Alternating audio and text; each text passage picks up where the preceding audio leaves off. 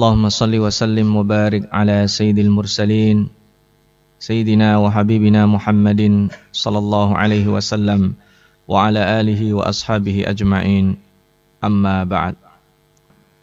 Ada sesuatu yang nikmat yang ingin saya sampaikan.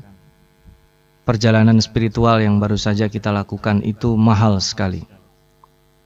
Ketika tadi pada saat kita qiyamul lail, jazakallahu khair pada imam qiyam kita yang membaca surat As-Sajdah, dibawa kita berjalan dari ayat ke ayatnya dan kemudian dilanjutkan dengan surat Al-Ahzab.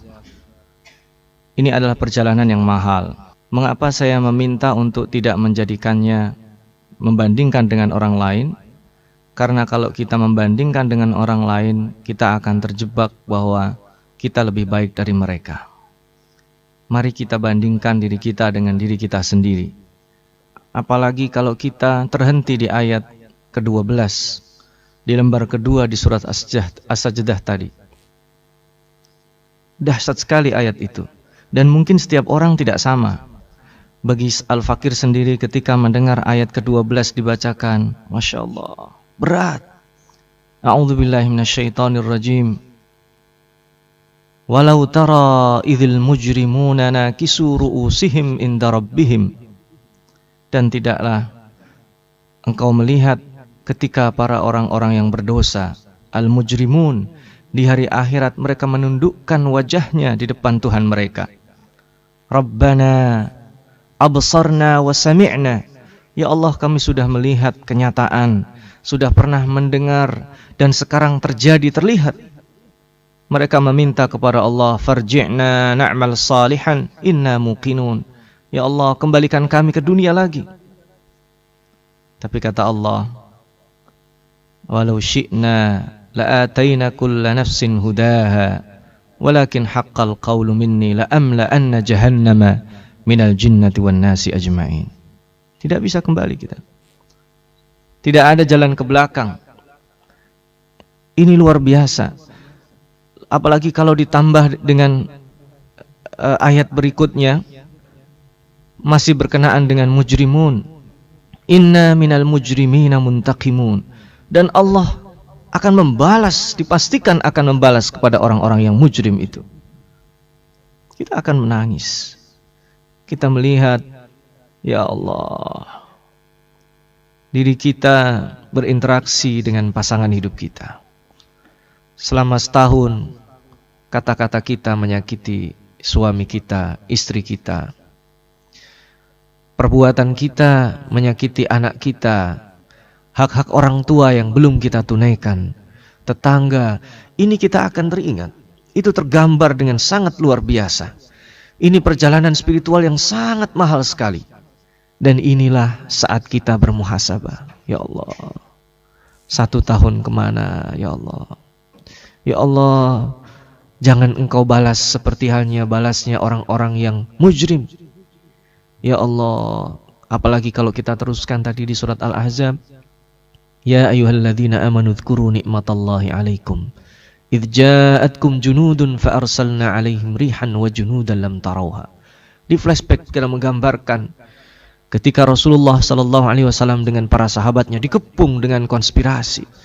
Ini kan yang sedang terjadi kita alami sekarang. Idz ja'ukum min fawqikum wa min asfala minkum. Ketika mereka dikepung dari atas, dikepung dari bawah. Wa idzaqatil absar wa balaqatil qulubul hanajir. Ketika mata sudah tidak bisa melihat, ketika jantung-jantung naik sampai ke kerongkongan, itu betapa takutnya mereka. Wa tadhunnuna billahi dzununa. Dan di antara kita, hati-hati kita berbeda-beda. Ada yang berburuk sangka kepada Allah. Benarkah ini perjalanan kita benar? Apakah perjuangan kita sudah on the track?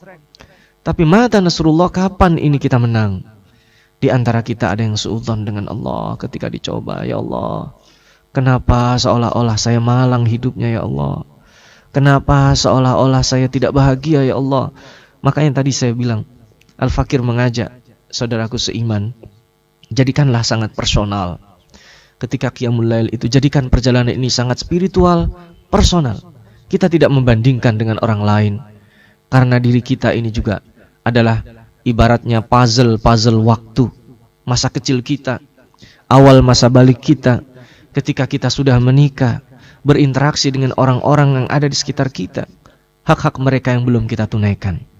Guru-guru kita, pernahkah kita mendoakan mereka?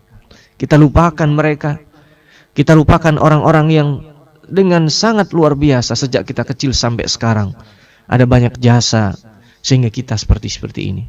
Jangankan mereka yang muslim seakidah, orang tua kita seandainya pun berbeda keyakinan, Allah tetap mewajibkan kita birrul walidain. Tuh, sudahkah kita tunaikan? Sudahkah kita meminta maaf kepada mereka jika mereka masih hidup? Berapa banyak sikap-sikap kita? Maka sangat benar ketika Allah tempatkan birrul walidain itu di bawah ketaatan ibadah kepadanya. Ketika Allah tempatkan uququl walidain, maka itu menjadi dosa yang terbesar kedua setelah syirik pada Allah Subhanahu wa taala. Kita kemudian melihat anak kita, Masya Allah, itu adalah amanah dari Allah. Anak adalah amanah dari Allah. Dan anak ini bisa menuntut kita nanti di akhirat. Di akhirat itu hubungan nasab, pertemanan, perkawanan tidak ada. Siapa bisa menuntut siapa? Itulah yang dilakukan pada saat Rasulullah SAW hendak meninggal dunia. Beliau merasakan saatnya meminta maaf. Saatnya meminta maaf kepada para sahabat. Rasulullah SAW kemudian ingin madlamah diselesaikan di dunia. Jika ada yang merasa saya zalimi, tolong maafkan saya. Jika ada yang perlu diselesaikan, selesaikan sekarang. Rasulullah bercerita panjang sambil beliau menangis. Kemudian ada seseorang angkat tangan, ya Rasulullah, saya pernah terkena tongkat Anda. Bolehkah saya menuntut hak saya? Sahabat yang lain ada rasa marah, ada rasa ini orang tidak sopan. Rasulullah SAW ini meminta maaf. Kenapa dia mau menuntut balas di akhir hidupnya? Majulah sahabat ini.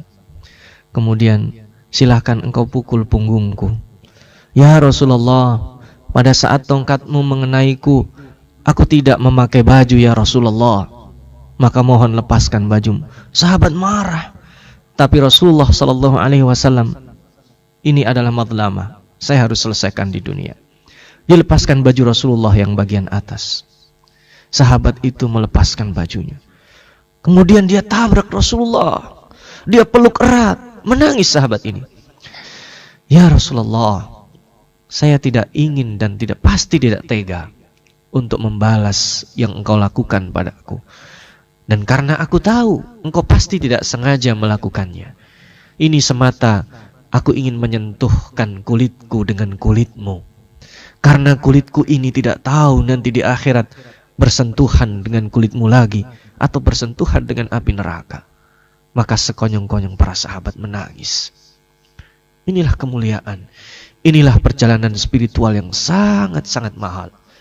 Bisa jadi pada saat kita qiyamul lail, ayat-ayat Al-Quran yang menyentuh hati kita tidak sama dengan yang menyentuh hati orang yang ada di sebelah kita. Jika kita dapatkan, jadikanlah jalan masuk spiritual itu. Lorong-lorong iman yang kita lalui itu mahal harganya. Itu yang dicari orang. Sebagian ada yang mencarinya dengan meditasi. Sebagian ada yang mencarinya dengan naik di atas gunung. Sebagian ada yang mencarinya dengan petualangan yang menantang maut. Tapi kita mendapatkannya dengan cara yang dibimbing oleh Allah Subhanahu wa taala. Tadi di surat Ahzab juga Allah mengatakan, Allah mengambil janji pada para nabi, kepada para semua manusia. Jangankan kita, para nabi juga dijanji bahwa mereka memiliki peran. Dan nanti jika kita tersangkut hati kita, spiritual kita dengan orang-orang saleh itu, ini adalah networking yang tidak mengenal batas usia, tidak mengenal batas waktu. Dan sebenarnya ada perjalanan-perjalanan spiritual lainnya yang kalau kita mau jujur, di akhir perjumpaan kita pagi ini, marilah kita membayangkan saat nanti saya berada di malam pertama di alam gaib setelah saya meninggalkan dunia, apa yang terjadi? Kita bayangkan itu. Kita bayangkan pada saat tidak ada yang berguna selain syafaat dari Allah Subhanahu wa ta'ala. Belum kalau tadi kita bicarakan kembali di hari akhirat, kita tidak akan mampu dan tidak akan terasa butiran-butiran air mata itu akan turun dengan sendirinya. Nikmatilah itu, jangan lewatkan. Kenikmatan itu tidak bisa diceritakan. Rasakanlah itu, dan mari kita tutup pertemuan kita dengan tasbih kafaratul majlis. Subhanakallah wa bihamdik, asyhadu an la ilaha illa anta, astaghfiruka wa atubu ilaik. Jazakumullah khairan. Assalamualaikum warahmatullahi wabarakatuh.